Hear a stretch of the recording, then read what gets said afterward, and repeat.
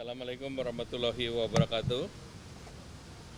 Salam sejahtera teman-teman media cetak, media elektronik. Pada pagi hari ini rapat internal terkait dengan masuknya Indonesia menjadi negara yang aksesi OECD. Jadi negara aksesi itu negara yang dalam proses menjadi anggota. Nah, Indonesia sejak 2007 itu menjadi mitra OECD bersama Brasil, India, Cina, dan Afrika Selatan.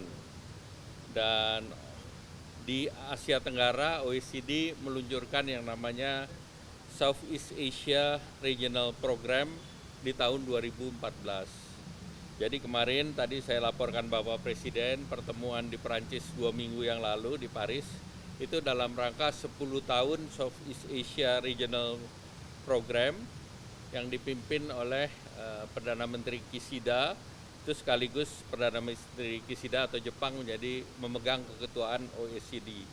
Nah, dalam pertemuan Ministerial Council Meeting tersebut, Indonesia bersama Argentina diterima permohonannya.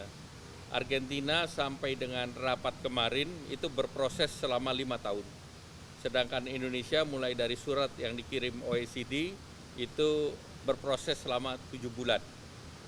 Nah, sekarang negara-negara yang sama statusnya seperti Indonesia adalah Argentina, Brasil, Bulgaria, Kroasia, Peru, dan Rumania. Mereka sudah berproses rata-rata lebih dari 2 tahun, bahkan Brasil sudah mendekati 5 tahun. Nah, Indonesia baru masuk dalam pendaftaran tersebut. Nah, praktek-praktek yang dilakukan itu beberapa negara yang sudah menjadi anggota dalam aksesi itu. Costa Rica butuh waktu 6 tahun, Kolombia 7 tahun, Chile 3 tahun. Jadi kita harus belajar dari Chile bagaimana mereka bisa menjadi anggota dalam waktu yang lebih cepat. Nah, sesudah aksesi ini, proses berikutnya adalah Indonesia mengeluarkan yang namanya memorandum. Jadi memorandum itu akan terdiri dari dokumen yang mencakup seluruh steering committee yang ada di OECD. Itu ada 26, itu mulai dari keuangan, ekonomi, anti korupsi, persaingan sehat, sampai dengan yang detail consumer policy, digital economy, teknologi policy, Steel Committee, kemudian termasuk shipbuilding. Nah, untuk itu tadi arahan Pak Presiden kita akan membentuk PMO di bawah kantor Kemenko, di mana itu akan mencakup seluruh kementerian, dan itu untuk mengawal proses transformasi menuju negara yang menjadi bagian dari OECD. Dan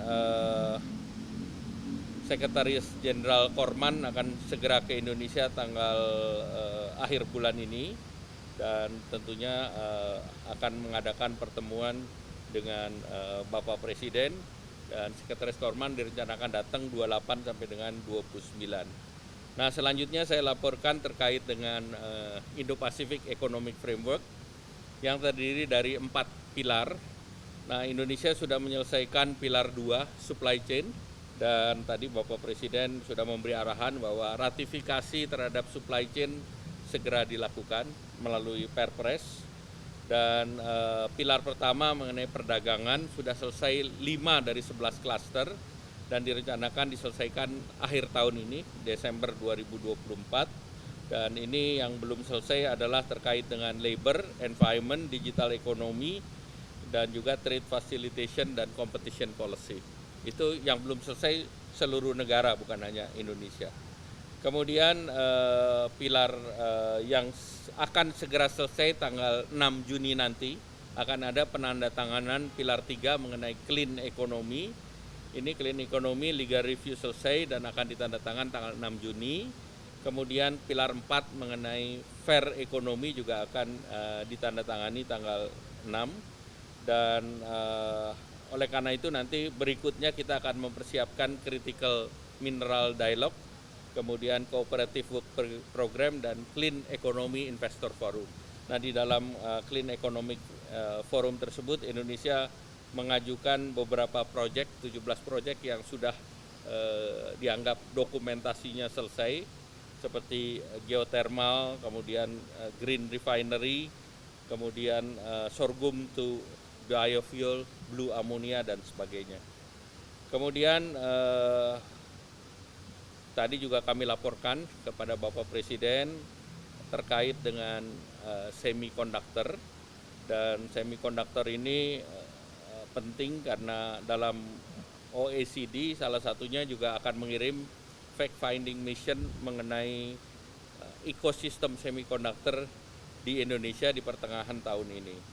Nah, semikonduktor itu menjadi bagian yang strategis selain critical mineral. Jadi di dunia sekarang dua hal yang sedang mengalami pembahasan kuat, yaitu critical mineral.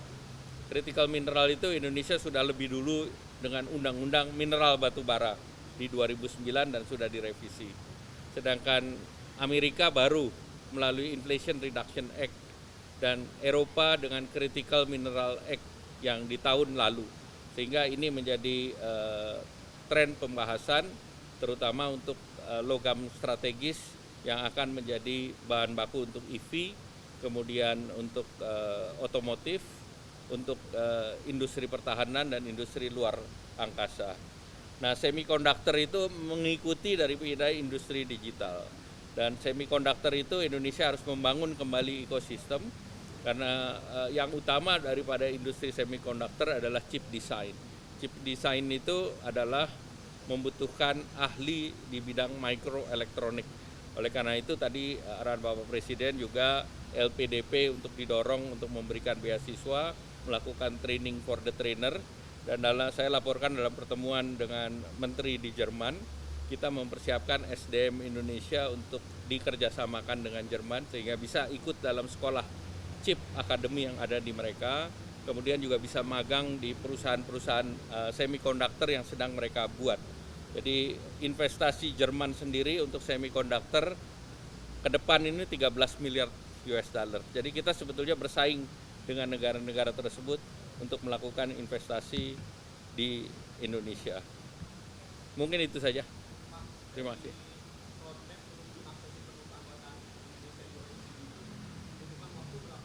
Jadi untuk membangun yang namanya memorandum kita dikasih waktu lebih dari sekitar 250-an hari sampai 280 hari.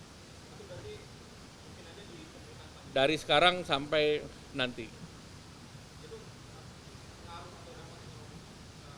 Ya tentu dampak ekonomi itu dari segi pertama dari investasi, kemudian dari best practice secara global. Kemudian dipercayanya Indonesia masuk dalam ekosistem semikonduktor. Nah, itu salah satu yang kita lihat prospek investasi ke depan.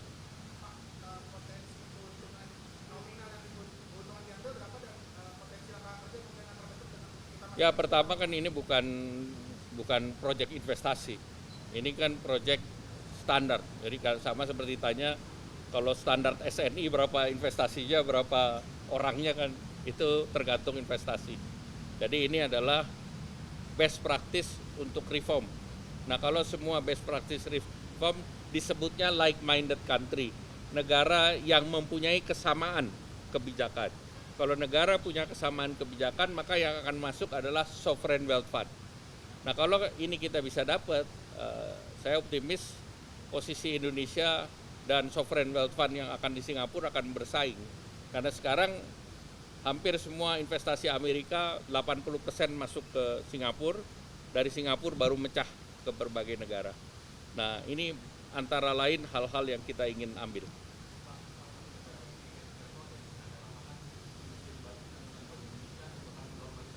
Ada 38 negara, jadi ini adalah platform ekonomi, bukan yang lain. Ya, ya platformnya negara ekonomi, kan ada Chile, ada Peru, ada segala macam. Ada banyak negara lain. Ya.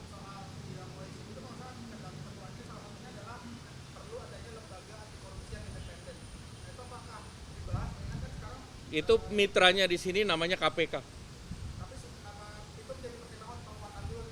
Jadi itu sudah masuk dalam pembahasan karena KPK juga menjadi bagian dari FATF, Financial Action Task Force. Ya, oke, terima kasih.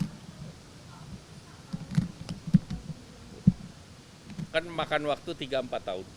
Jadi tidak ada satu negara pun yang 1 tahun langsung diterima. Untuk yang lain aja, misalnya contoh satu lagi CPTPP, itu Inggris butuh waktu hampir lebih dari 2 tahun untuk itu.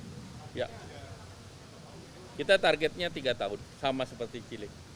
Dan arahan Pak Presiden juga untuk perjanjian lain seperti CPTPP, karena kita sudah masuk di OECD, masuk di IPEF, masuk saja perjanjian. Karena itu akan membuka pasar seperti Inggris, Meksiko, dan yang lain. Era pemerintahan yang berjalan. Ya. 3 tahun. 3 tahun. Chile 3 tahun. Tapi penduduk Chile kan bukan, penduduknya tidak banyak. Ya. Ya, terima kasih.